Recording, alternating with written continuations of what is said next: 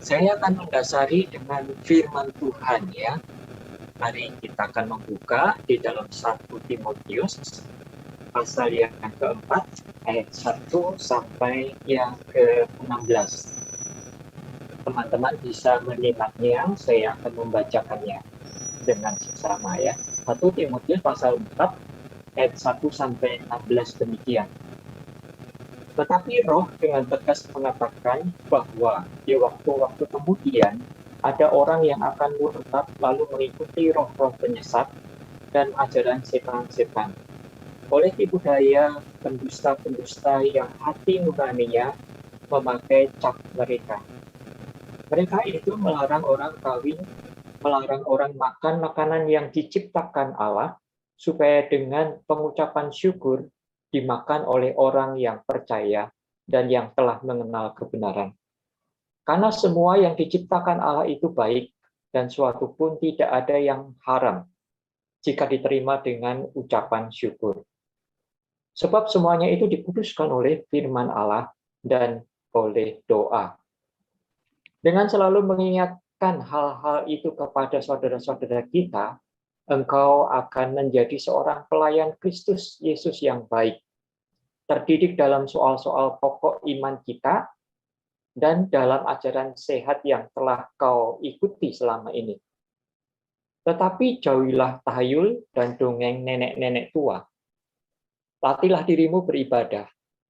Latihan badani terbatas gunanya, tetapi ibadah itu berguna dalam segala hal, karena mengandung janji, baik untuk hidup ini maupun untuk hidup yang akan datang.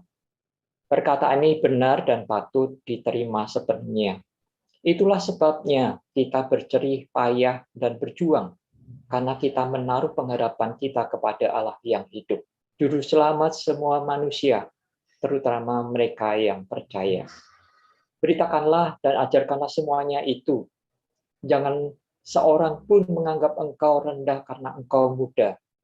Jadilah teladan bagi orang-orang percaya dalam perkataanmu, dalam tingkah lakumu, dalam kasihmu, dalam kesetiaanmu, dan dalam kesucianmu.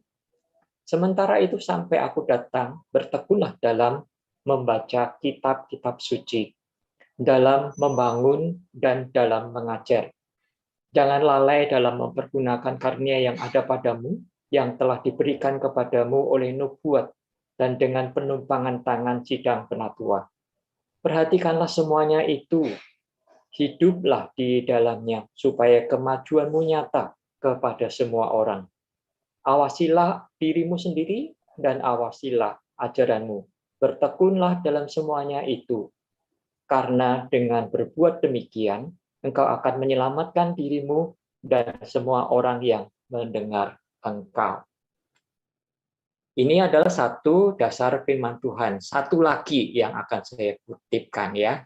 2 Timotius, surat Paulus kepada Timotius, tapi ini yang kedua, pasal yang kedua, kemudian hanya ayat 20 sampai ayat yang ke-22. 2 Timotius pasal yang kedua, ayat yang ke-20 sampai yang ke-22. Demikian. Dalam rumah yang besar bukan hanya terdapat perabot dari emas dan perak, melainkan juga dari kayu dan tanah. Yang pertama dipakai untuk maksud yang mulia, dan yang terakhir untuk maksud yang kurang mulia. Jika seorang menyucikan dirinya dari hal-hal yang jahat, ia akan menjadi perabot rumah untuk maksud yang mulia. Ia dikuduskan, dipandang layak untuk dipakai tuannya, dan disediakan untuk setiap pekerjaan yang mulia. Sebab itu, jauhilah nafsu orang muda, kejarlah keadilan, kesetiaan, kasih, dan damai bersama-sama dengan mereka yang berseru kepada Tuhan dengan hati yang murni. Hindarilah soal-soal, sudah ya, kita hanya sampai ayat yang ke-22. Oke, inilah dasar firman Tuhan. Tetapi sebelum menguraikan firman Tuhan ini, saya mencoba untuk bertanya ya, kalau ada yang mau bereaksi ya. Apa reaksi saudara? Saudara baru saja mendengar khotbah yang baik dari seorang pendeta. Tetapi beberapa saat kemudian, saudara mendengar perkataan yang kotor keluar dari pendeta tersebut saat dia hendak pulang ke rumah. Ada yang mau merespon apa reaksi saudara? Boleh satu orang boleh. Apa reaksi saudara ketika saudara ada dalam kasus yang seperti ini? Saudara mendengar khotbah seorang pendeta dan khotbahnya baik. Tetapi setelah itu dia turun dari mimbar, dia mau pulang. Saudara mendengar ada kata-kata kotor yang keluar dari, bisa juga kata-kata yang kasar ya, bukan kotor, tapi bisa kata-kata yang kasar keluar dari pendeta tersebut. Apa reaksi saudara? Ada yang bersedia memberikan komen? Satu orang? Saya pikir ini bukan Solo ya. Kalau Solo biasanya tidak ada yang jawab. Tapi kalau ini Makassar, pasti saya percaya ada yang mau merespon. Silakan. Apa reaksi saudara? Shalom Kak. Ya, boleh Ya Kak, silakan. kalau misalnya kalau dari saya kalau dapat kasus begitu pasti terkejut pertama Kak. Mungkin langsung saya bilang astaga Pak, kayak begitu sih Kak. Responnya pasti langsung kaget Kak. Oke, kok bisa ya? Gitu ya. Iya Kak. Oke, baik. Terima kasih. Nah, ini ada lagi ya. Boleh orang lain lagi boleh yang menanggapi. Nah, saudara mendengar anak seorang pelayan Tuhan yang berkata demikian. Bapak saya bagaikan malaikat Tuhan di tengah jemaat, tetapi bagaikan setan di tengah keluarga. Bisa enggak kasus ini terjadi? Bisa ya. Ada yang menanggapi yang lainnya? Apa reaksi saudara? Atau saudara pikir, wah Kak Sindu ini ngada-ngada ya. Ngada-ngada. Tetapi bisa, ini bisa terjadi. Dia bagaikan malaikat di tengah jemaat. Tetapi di rumah bagaikan setan katanya. Mari, silakan. Interaktif sebentar ya. Shalom, Kak Sindu. Ya, silakan. Ya, kalau dari saya, mungkin kurang lebih sama dengan yang tadi dari Rana. Mungkin Oke. kita akan bertanya-tanya bilang, wah kok bisa ya? Apalagi ini kan bilang, Bapak bagaikan malaikat kalau di tengah jemaat. Jadi Iya. wow gitu. Tapi di keluarganya kok bisa kayak setan gitu. Jadi kayak kita kaget juga. Kenapa bisa ada satu istilahnya dua sifat dalam satu pribadi ini kayak yang saling bercampur dan bertolak belakang gitu ya. Kayak kita merasa kaget dan kayak bertanya-tanya kenapa bisa begitu. Itu Iya. kalau dari saya. Oke, terima kasih ya. Kejadiannya tidak persis seperti ini ya, tetapi itu pernah terjadi, dialami oleh seorang hamba Tuhan yang sangat mempengaruhi dunia ya. Ini bukan cerita tetapi kejadian sungguh, saya tidak sebut namanya. Dia sangat diberkati di dalam pelayanannya, bahkan bukan hanya di negaranya, di belahan negara-negara lain. Dia sangat memberkati, tetapi tragisnya keluarga yang dibangunnya itu hancur lebur. Ya. Anaknya akhirnya bunuh diri. Nah, anaknya bunuh diri karena apa? Karena pada waktu itu anaknya menelpon papanya. Dia mengatakan, Papa, saya ingin Papa pulang. Karena mungkin sudah, dia biasanya pelayanan itu dari satu negara ke negara lain itu kadang-kadang berminggu-minggu. Ya. Jadi waktu itu anaknya sangat rindu. Dia bilang sama papanya, Pak, pulang. Saya ingin memeluk Papa. Saya kangen sama Papa. Tetapi papanya jawab Papa, Nak, Papa nggak bisa pulang karena Papa sudah punya sekali lagi komitmen untuk datang ke negara lain. Ya, Jadi dari satu negara ke negara lain. Pak, tapi saya pingin papa pulang, pingin memeluk papa. Tapi papanya, nah ini pelayanan Tuhan. Jadi papa harus melanjutkan pelayanan ini. Oke, anaknya akhirnya memendam kekecewaan itu. Beberapa saat kemudian anak itu juga sekali lagi menelpon. Ya. Tetapi kali ini menelponnya ada embel-embel yang lainnya. Dia katakan, Pak, tolong dong papa pulang. Kangen ini mau memeluk papa. Nggak bisa, nak. Ini sekali lagi nggak bisa. Karena sudah ada jadwalnya pelayanan lagi. Gitu. Tapi anaknya mengatakan, kalau papa nggak pulang, lebih baik saya mati aja. Begitu. Daripada saya nggak bisa peluk papa. Gitu. Ya, ada embel-embel itu, papanya pikir, ini anak bisa berkata begitu. Dia mengatakan, tidak bisa, nak. Sekali lagi, anak itu memendam rasa kecewa lagi. Akhirnya yang ketiga, anak ini telepon lagi dan sama jawabannya papanya. Dan beberapa saat kemudian, anak ini bunuh diri. Istrinya sangat kecewa dan akhirnya tahu bahwa suaminya itu punya simpanan wanita lain. Akhirnya istrinya juga menceraikan pelayan Tuhan ini, hamba Tuhan ini. Ya, jadi apa yang saya tulis ini itu bukan sekedar mengada-ngada, tetapi benar bisa terjadi. Ya. Nah, sekali lagi ya, apa reaksi saudara? Saudara mendengar seorang anggota persekutuan nyeletuk demikian. Kok bisa ya si X jadi pengurus persekutuan?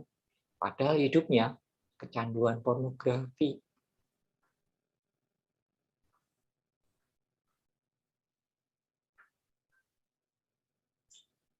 Apa reaksi saudara? Ini semua pengurus ya. Kalau ada anggota persekutuan berkata demikian, apa reaksi saudara?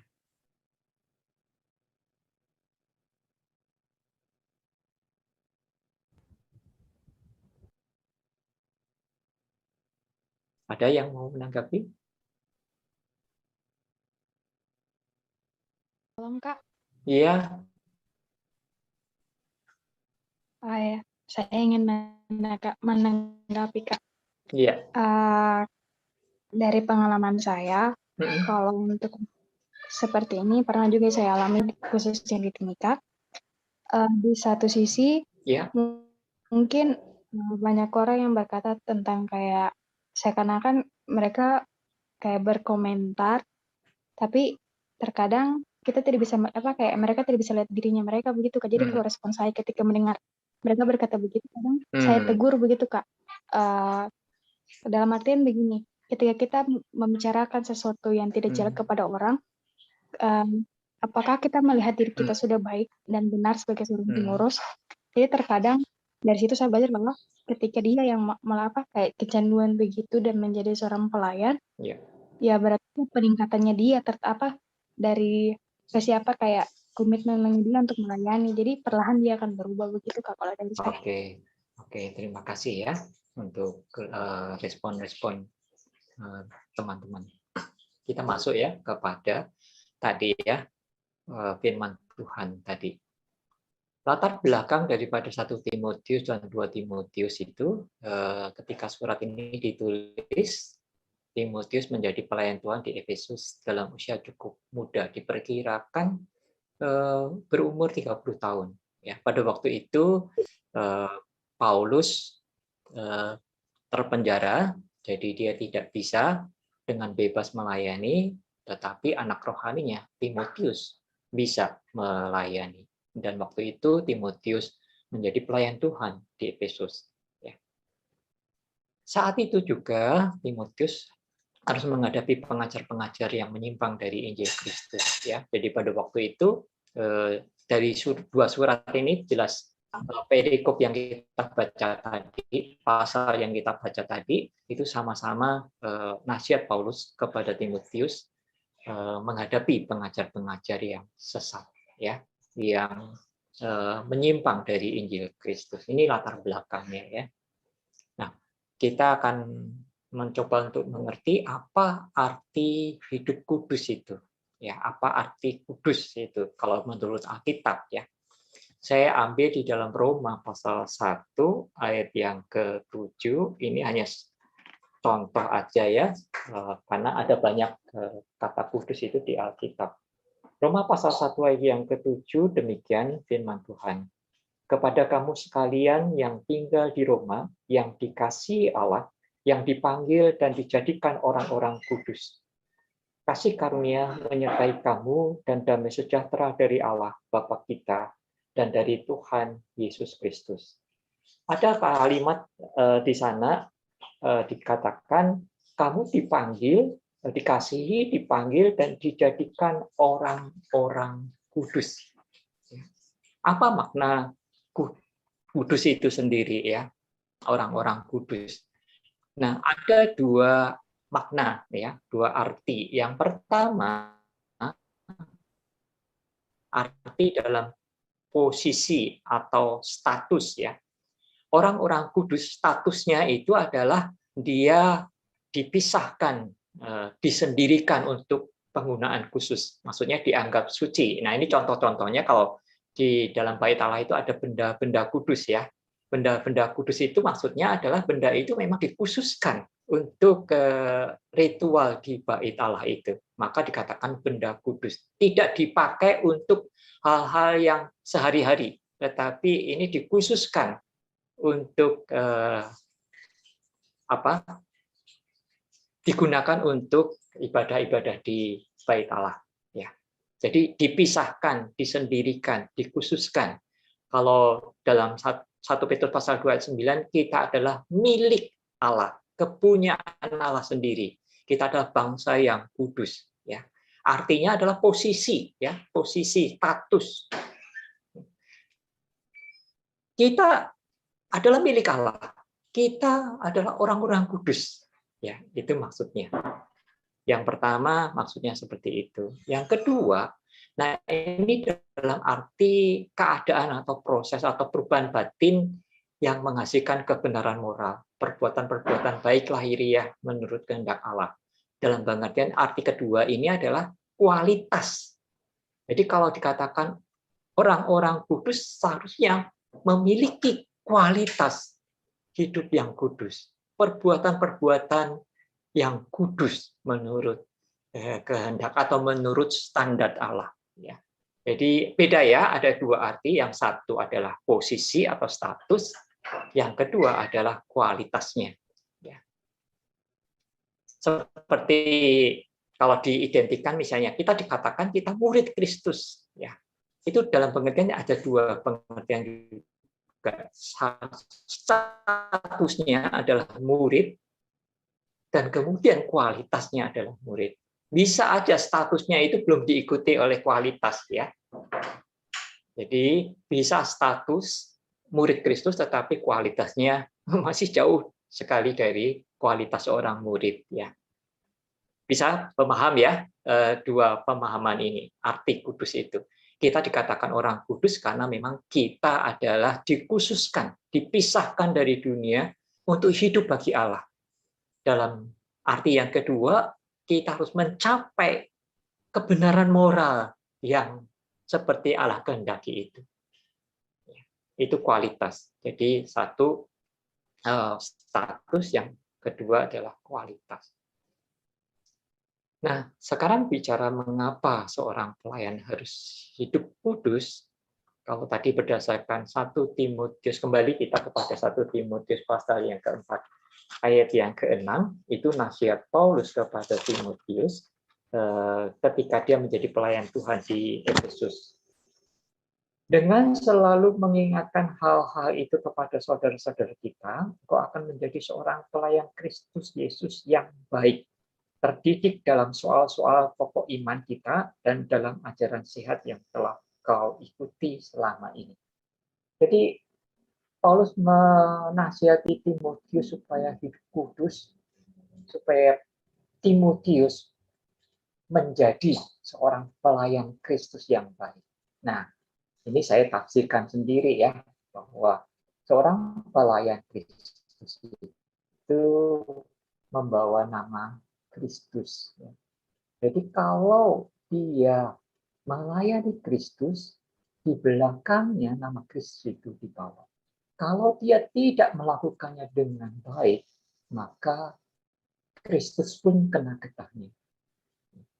Jadi dimuliakan atau dihinakan itu juga ditentukan dari sikap hidup seorang pelayan itu sendiri. Oleh karena itu, kalau kita menjadi pelayan Kristus, kita harus menyadarkan diri kita sendiri, awareness dibangun, ya, bahwa saya itu membawa nama Kristus. Bukan hanya nama saya saja, tetapi nama Kristus. Ketika saya tidak melakukannya dengan benar, maka Kristus bisa dihinakan. Tetapi ketika saya melakukan dengan benar, maka Kristus juga ditinggikan, dimuliakan. Kita melihat Kristus menjadi contoh ya. Dia melakukan apa yang menjadi kehendak Bapa dan dia tidak mencemarkan nama Bapa. Justru nama Bapa dimuliakan melalui apa yang dilakukan oleh Kristus. Yang kedua, kita melihat lagi 1 Timotius 4 ayat ke-16. Awasilah dirimu sendiri dan awasilah ajaranmu. Bertekunlah dalam semuanya itu, karena dengan berbuat demikian, engkau akan menyelamatkan dirimu dan semua orang yang mendengar engkau. Jadi ketika seorang pelayan Kristus itu hidup dengan benar, hidup dengan kudus, dia akan menyelamatkan dirinya. Tetapi bukan hanya dirinya saja, dia juga akan menyelamatkan orang lain yang dilayani. Ya. Apa artinya? Kita coba bandingkan dengan 1 Petrus pasal yang ketiga ayat 10 sampai 12 ya. Saya akan bacakan.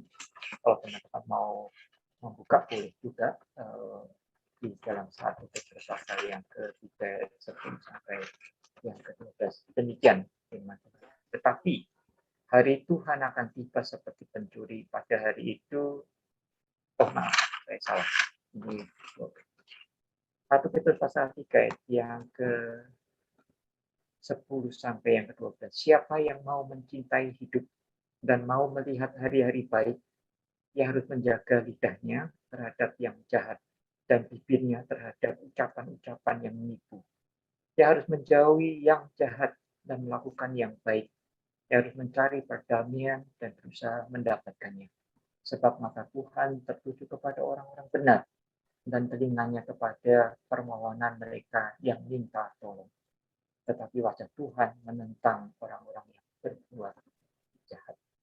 Jadi ketika kita hidup kudus, ya, kita akan menikmati hari-hari yang baik ke depan. Ini seperti juga prinsip tabur tuai ya. Apa yang kamu tabur, itu yang akan kamu tuai. Kalau kita menabur yang benar dan kudus, kita akan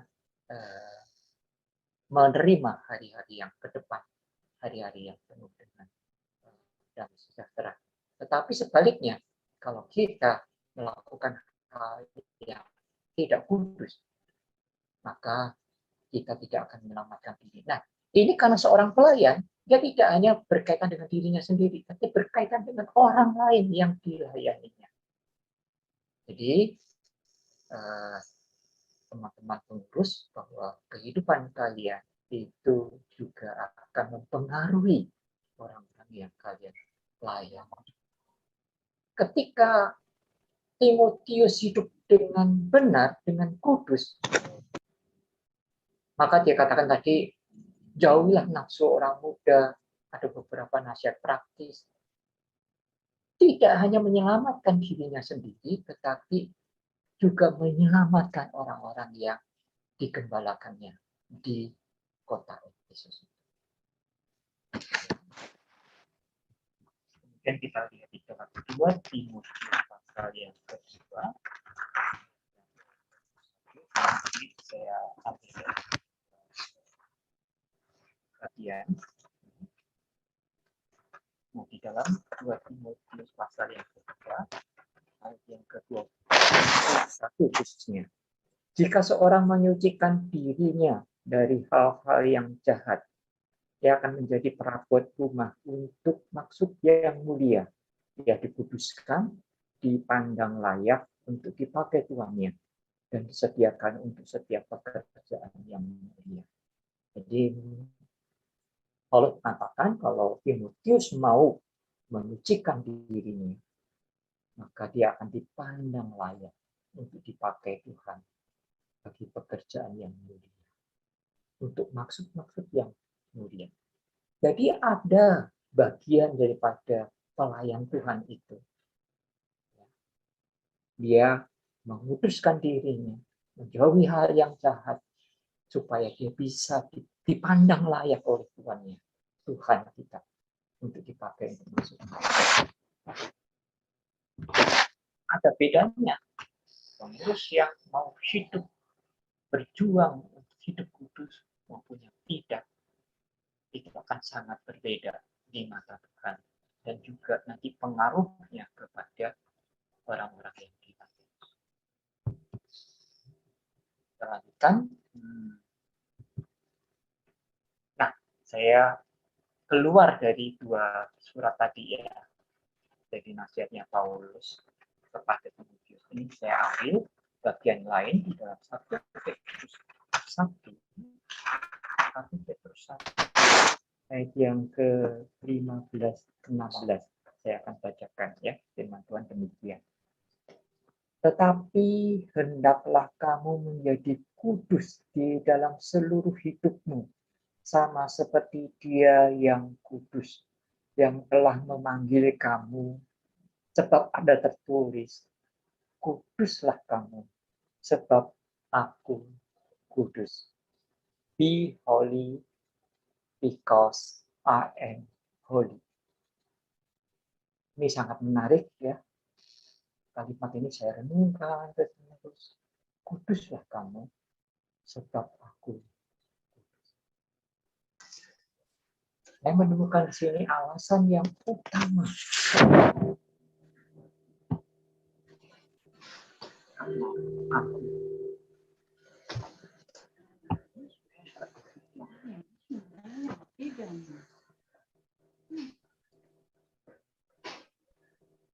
Ya, percaya atau tidak percaya, manusia harus hidup.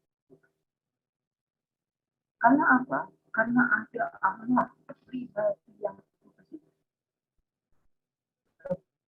Berada nama yang kudus itu akan manusia. Ketika manusia gagal dalam hidup kudus, dia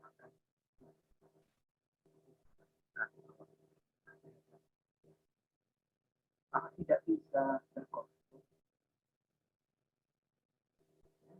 Baik yang percaya maupun yang tidak percaya. Yang tidak percaya, apalagi yang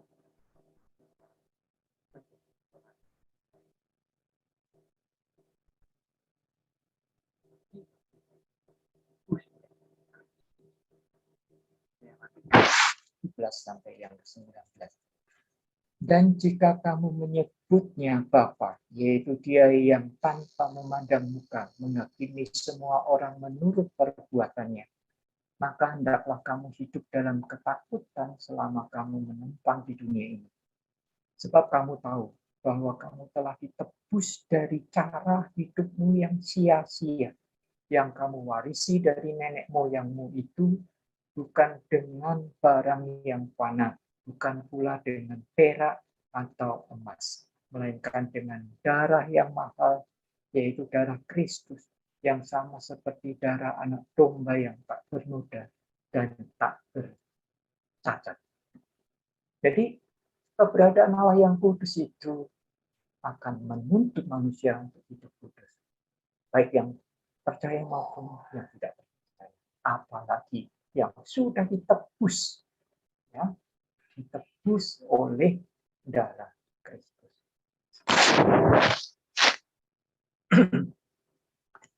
Jadi tadi beberapa alasan, teman-teman nanti bisa menambahkan. Ya. Tapi saya memberikan dasar firman Tuhan yang 1 Petrus itu yang terutama. Kenapa kita harus kudus? Karena I am holy. Be holy because I am holy. Siapapun dia harus be holy because I am holy. Apalagi yang sudah ditebus. Apalagi yang dilayakkan menjadi pelayan. Bagaimana menjalani hidup kudus? Kalau tadi kita menyimak dalam 1 Petrus 1 ayat 18-19, ditebus dari cara hidup yang sia-sia yang diwarisi nenek moyang dengan darah Kristus. Jadi ada 3 frasa yang saya tekankan di sini. 1, ditebus.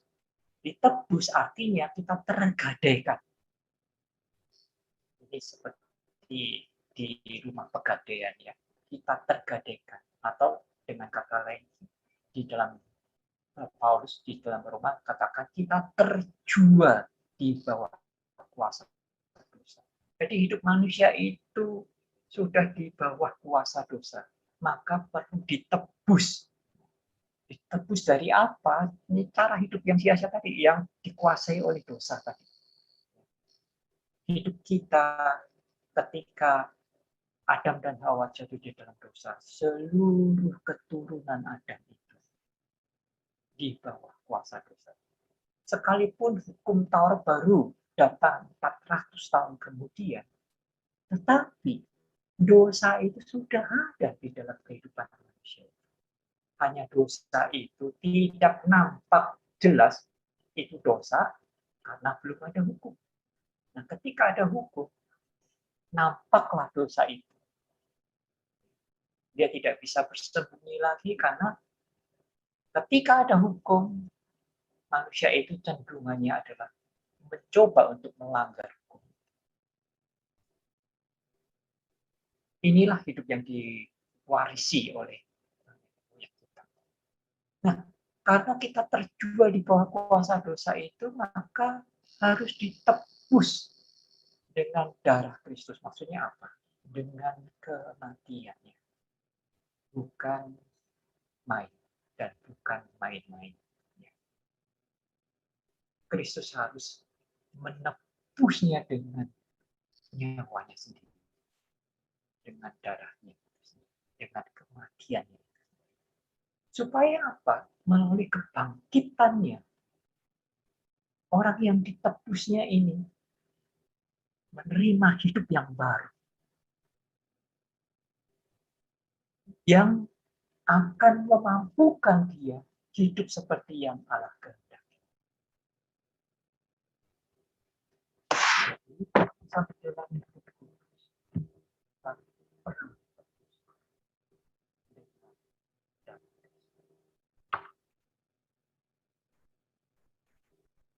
hanya mustahil tanpa cara.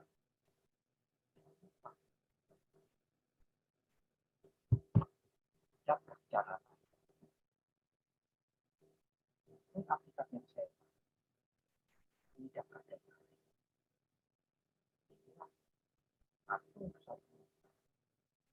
masuk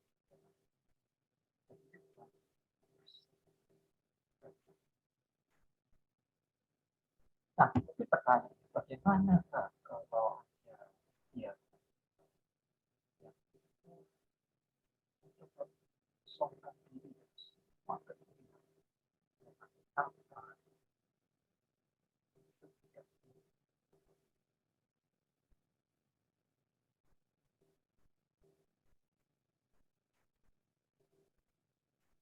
dosa bukan hanya perbuatan orang. Dosa adalah ketika manusia tidak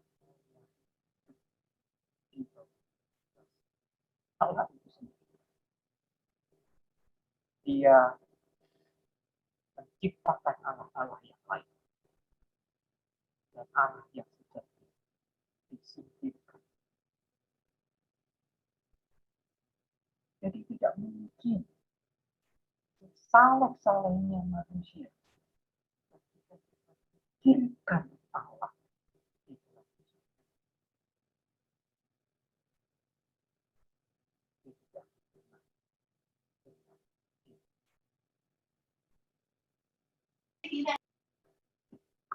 Oke, nanti bisa diskusi ya di dalam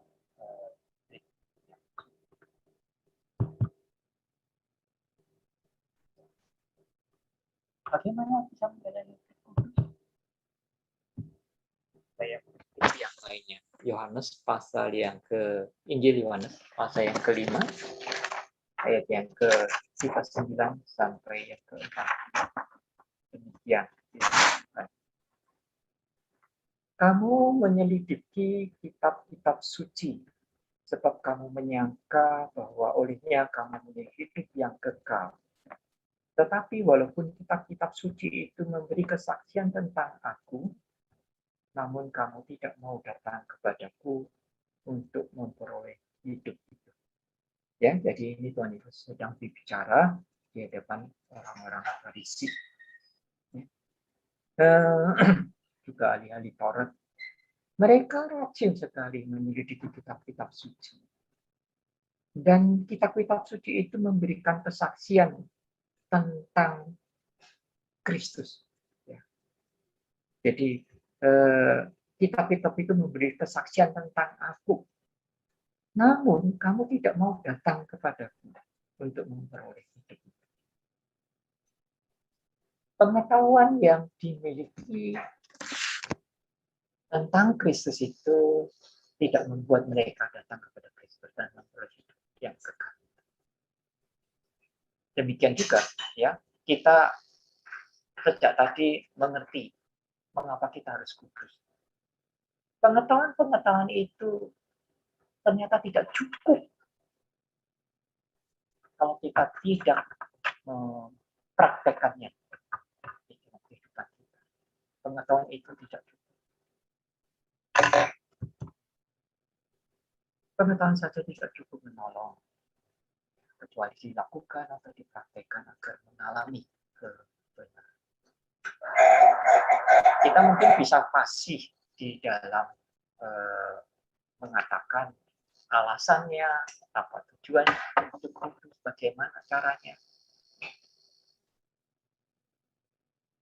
Saya bisa bicara begini, tapi kalau itu hanya berhenti di pengetahuan saja, pengetahuan itu harus dijalani, dipraktikkan supaya mengalami kebenaran.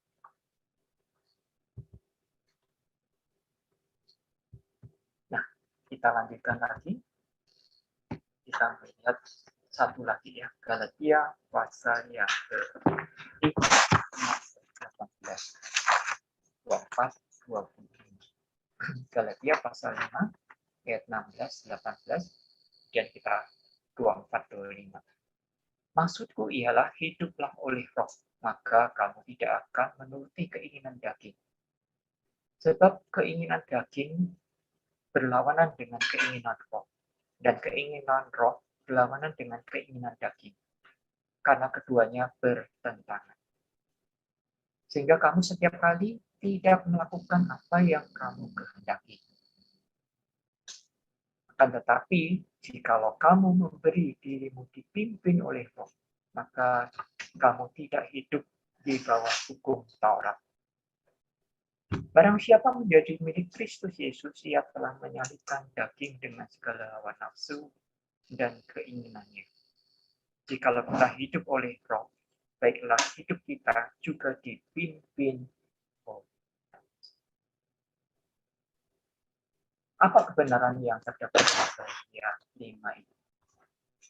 Kita tidak cukup mengandalkan keinginan atau kehendak kuat kita untuk menjalani hidup kudus itu ternyata tidak cukup.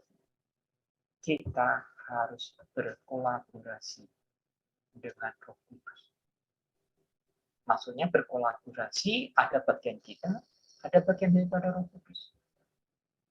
Bukan hanya Roh Kudus saja bagiannya, yang kita tidak ada bagian, tidak. Kita harus berkolaborasi dengan Roh Kudus supaya menjalani kehidupannya. Jadi ada bagian kita. Apa bagian kita? Kita mau menuruti keinginan Roh. Apa maksudnya menuruti keinginan Roh? Bagaimana kita bisa mengetahui keinginan Roh? Melalui firman Tuhan inilah. Melalui firman Tuhan inilah kita tahu apa yang dikehendaki Allah. Cara hidup yang seperti apa yang Tuhan kehendaki. Dan kita mau menuruti keinginan Roh. Bukan menuruti keinginan diri sendiri. Ini yang dikatakan kadang menyangkali diri sendiri. Menyangkali, atau ayat 24 katakan menyalibkan daging. Barang siapa menjadi milik Kristus Yesus, dia akan menyalibkan daging dengan segala hawa nafsu dan keinginannya. Itu yang dimaksudkan hidup dalam pimpinan dengan pertolongan berkolaborasi dengan Roh Kudus. Artinya kita bisa menjalani kehidupan, kualitas kehidupan kudus itu, moral yang benar. Bagaimana mempraktikannya? Ya, jadi hidup oleh Roh Kudus itu praktisnya bagaimana? Saudara mengerti firman Tuhan, saudara menuruti mentaati kebenaran firman Tuhan, ya. Dan kalau kadang itu bertentangan dengan keinginan kita harus menyangkali diri atau menyalibkan kedagingan kita, dan kita memilih, itulah bagian kita, memilih mentaati kebenaran Tuhan. Apakah cukup dengan kekuatan kita? Tidak, kita perlu minta Roh Kudus menolong, memberikan motivasi, keinginan yang tidak pernah padam, ya, kemampuan untuk menjalani kehidupan ini di tengah-tengah dunia yang tidak kudus ini. Memang tidak mudah. Jadi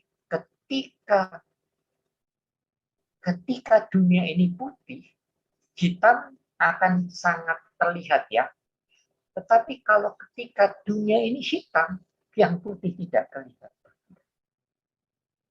Jadi sekarang memang bukan mudah, ya, menjalani kehidupan ini. Semakin hari semakin tidak mudah.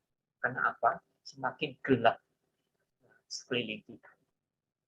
Oleh karena itu perlu pertolongan dari Roh Kudus. Tidak cukup hanya tekad kita yang kuat, tidak cukup. Tetapi kita harus membangun tekad yang kuat itu. Walaupun tidak cukup, kita harus membangun tekad. Karena itu ada bagian kita. Ada bagian dari kita. Maka kita harus berkolaborasi.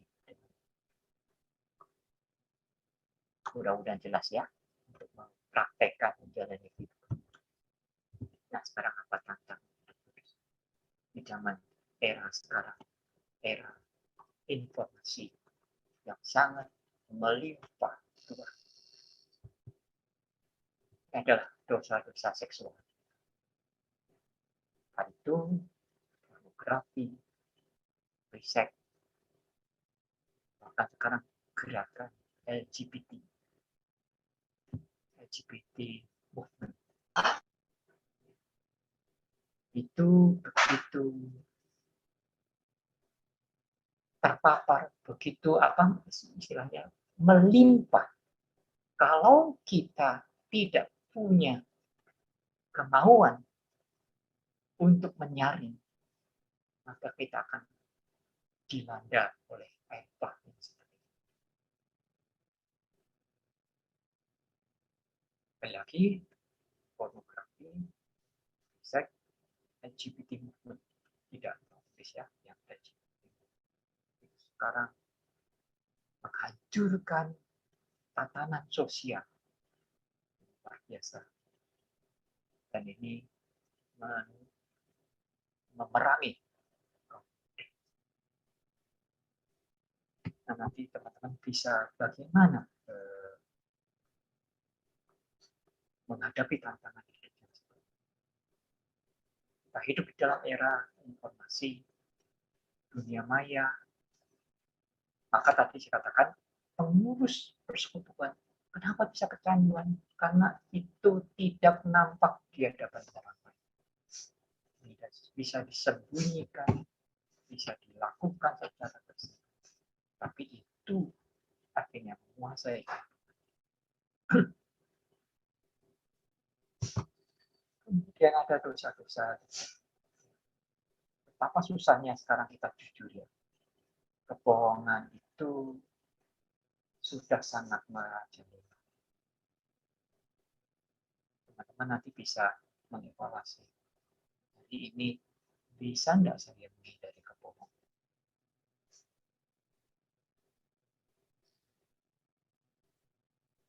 Sekeliling kita memang gelap. Dan kita diminta Tuhan hidup di tengah-tengah. Seperti seekor. Dikatakan harus cerdik seperti ular, tetapi harus tuh seperti di tengah dunia yang seperti ini. Kita harus cerdik, tetapi kita juga harus tulus. Jangan hanya tulus tanpa kecerdikan, tapi bukan kecerdikan tanpa ketulusan. Nah, ini integritas kita ditantang dosa kebohongan. Ya. Berikutnya adalah tantangan kemunafikan tadi ya. Kalau tadi saya katakan reaksi saudara ketika orang pelayan mengatakan bahwa di hadapan jemaat seperti malaikat, tapi di tengah-tengah keluarga seperti itu menafikan, dua muka, bertopeng.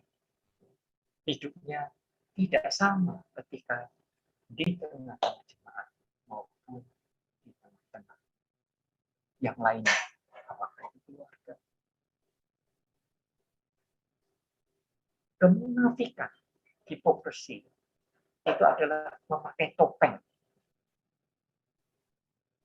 Jadi orang tidak bisa melihat wajah aslinya seperti apa. Dia tergantung topengnya yang dia nafikan apa.